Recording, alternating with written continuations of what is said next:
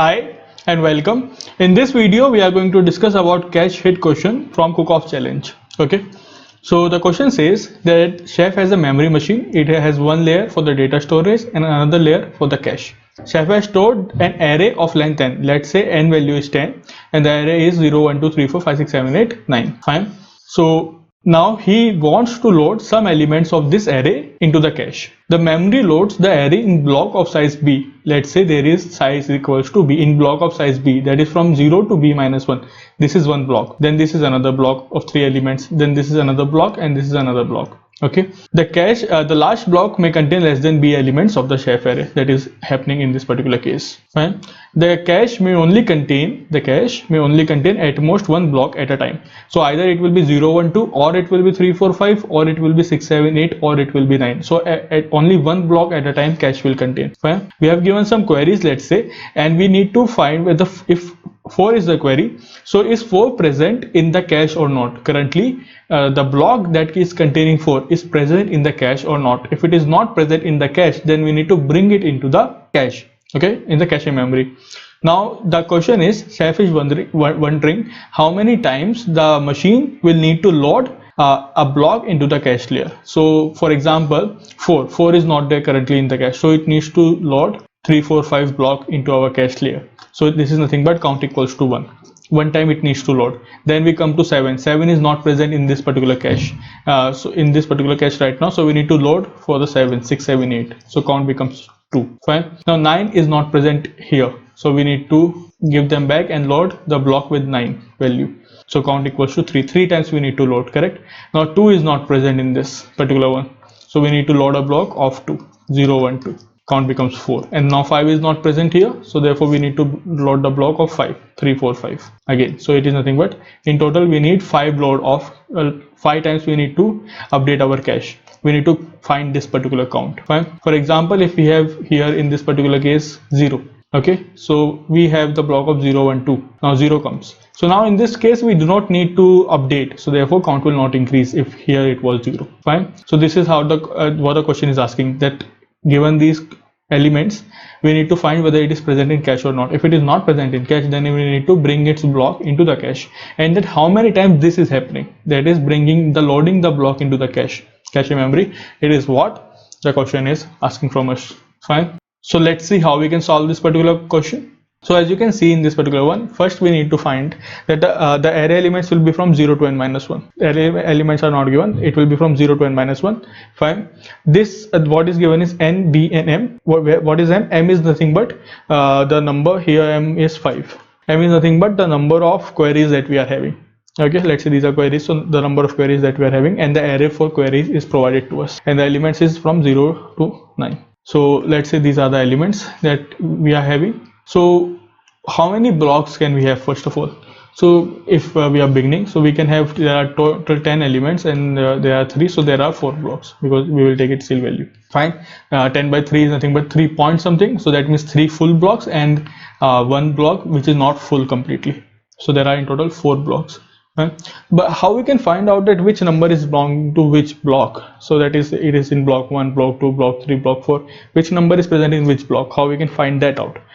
Because if we are searching for 4, so how we can directly find that 4 is in which block? Do we need to traverse every time? No, we actually do not need to traverse every time. We can simply divide, correct? So if we can see that 0 divided by 3 is 0, 1 divided by 3 is 0 point something, so 0, 2 divided by 3 is again 0 point something, so 0. Fine.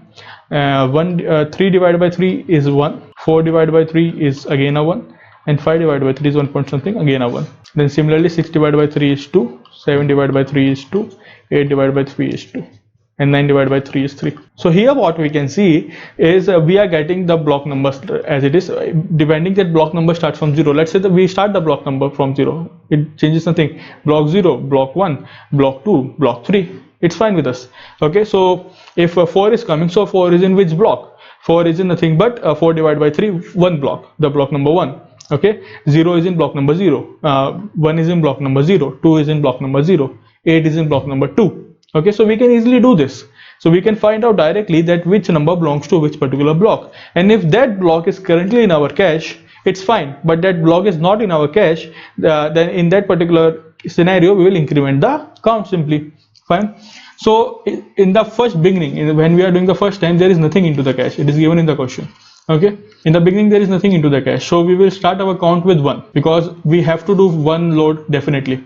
Okay, for the first element. Now which block will come into a cache after the first element is processed? Which block will come? It will be nothing but whatever the array element at the 0th position divided by b value is 3, correct? In this particular case, this will be my initial block. Fine, this block will be there in the cache for the second element. Okay, for the first element the block is the cache is empty. We need to bring some block, and which block we need to bring? It is nothing but this the same formula that we are using here, array element divided by b. B is nothing but our given value. Fine, so this is my current block and c value is 1, and we will begin with a loop from I equal to 1, not I equal to 0. For the first, these are the scenarios, these are the initialization values, that count equals to 1 and the initial block equals to array of 0 divided by b. Fine. Now comes 7. So we can easily check if the array element at position I is divided by b. This will give me the block number. Okay, is equal to the current block number or not. If it is equal to the current block number, then we do not need to increment count. But if it is not equal to the current block number, then in that particular case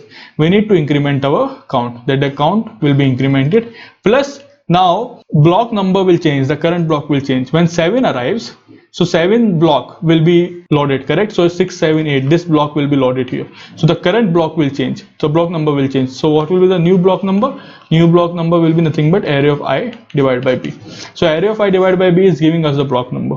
Fine. So 7 divided by 3 will give me 2. So the current block for the next iteration is nothing but 2. So the block is updated. Fine. So this is how we are simply going to solve this particular question. We can simply directly check here for not equal to sign instead of if else. So if array of I divided by b, that is this block number, is not equal to the current block number, so in that particular case update the current block number to this particular number and simply increment the count. That is nothing but we updated the block, that means we loaded a new block, so the count is incremented. Finally print the count. So this is nothing but implementation based question, a very simple question. You just need to think on this particular scenario, that how we can get the block number. Once we do this, then it is nothing but a simple if else inside a for loop. Okay, so let's see the implementation for this.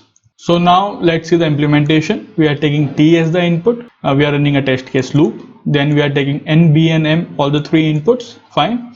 Then we are declaring our array of size m, and we are taking m, those many elements as the input inside our array.